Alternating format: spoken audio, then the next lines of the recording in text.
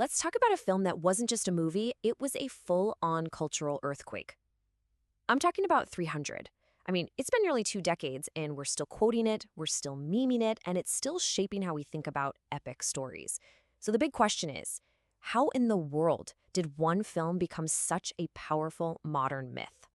And this quote right here, it absolutely nails it. See, 300 asks you from the very first frame to just forget about a boring history lesson. To really get why this film is so powerful, you have to see it for what it is. Not a historical document, but the telling of a legend. And that's our jumping off point today. So, how did this happen? How did a movie based on a comic book basically invent a whole new way of making films? How did it become this modern legend that just connected with so many people on such a deep level? Well, to figure that out, we've got to look at its DNA. Right, so our first stop is its origin. Because let's be real, 300 was never trying to be a history documentary. Its heart, its soul, it comes straight from the super stylized, high impact world of graphic novels. You see, the director, Zack Snyder, he had a really specific vision. He wasn't trying to just recreate the past. He wanted to create what he called a mythological memory. The whole goal was to take those incredible, powerful, and yeah, pretty brutal drawings from Frank Miller's graphic novel and make them move. This was all about psychology, not accuracy. And that iconic slow motion, it wasn't just a cool trick, it was a storytelling tool designed to make you feel the bone-crushing impact of every single shield bash and sword swing. Okay, so we've got that comic book foundation. Now we can really dig into how this vision was actually built, frame for frame.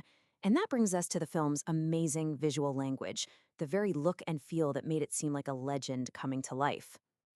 Get ready for this number, 90%. That's how much of the film's backgrounds were created on a computer.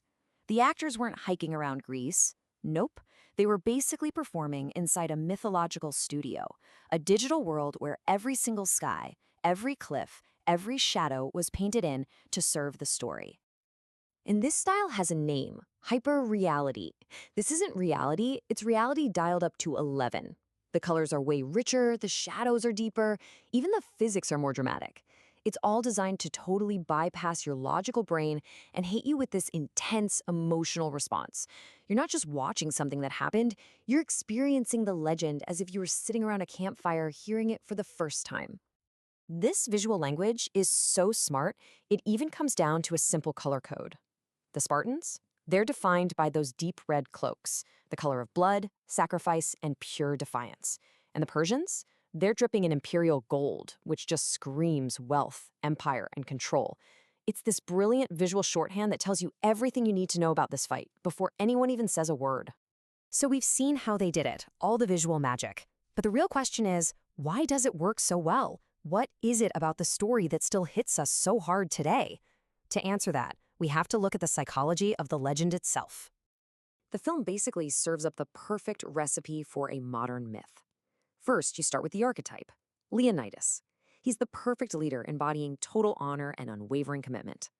Then you add the elite, the Spartans, this brotherhood of warriors who believe that dying in battle is the ultimate path to glory. And finally, you tap into something primal in all of us, that deep down desire to see a small, defiant group stand together against absolutely impossible odds. And this really gets to the heart of it all. The violence, the battles, that's just the setting. The real story here is about choice. The choice to stand your ground, the choice to fight, and the choice to pay the ultimate price for what you believe in. And it's that story of absolute commitment that makes it feel so timeless and powerful. So this brings us to the final piece of the puzzle, the film's incredible afterlife. How did this story literally escape the movie theater and plant itself so firmly into our culture? Well, it all starts with three little words. You know the ones. This wasn't just a line of dialogue. It was a cultural explosion, a moment so completely over the top, so packed with raw energy, that it was pretty much destined to take on a life of its own. And oh boy, did it ever. That phrase just leaped from the battlefield right onto the internet. It was remixed, it was parodied, it was shared millions and millions of times, and it became a global meme, a universal symbol for just saying nope in the most epic way possible. And a film's legacy just kept growing in all these different ways. I mean, right after it came out, its quotes were reportedly being used in actual military training. Then, through the 2000s, it just cemented itself as an internet classic. And now, today, Its unique slow-motion action is being discovered all over again by a whole new generation on platforms like TikTok. This is a legend that just keeps finding new ways to be told. So, why does it still work? Because 300 was never made for the audience that wanted a dry history lesson. It was, and it still is, a story for people who want to hear a legend.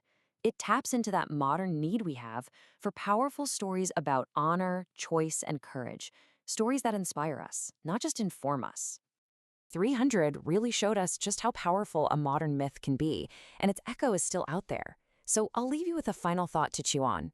What's the legend that inspires you today? Thanks for watching.